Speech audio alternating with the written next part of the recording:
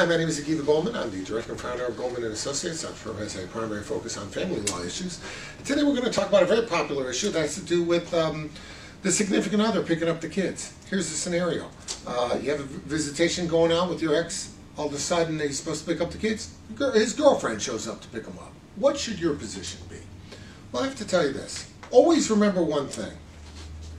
Whatever your position is, whatever you decide to do, you should make sure that you can explain that position later on down the road when you're standing before a judge who wants to know why you did what you did.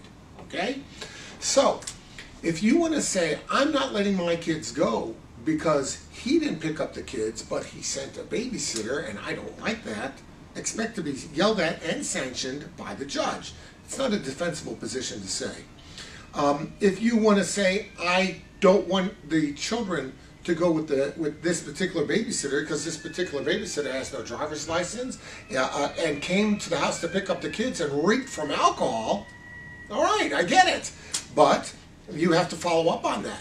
You have to file a motion and ask the court to order that this particular person not pick up the kids. But be aware of one thing. In most cases, the person who's picking up the kids has the brains to not show up smashed, okay?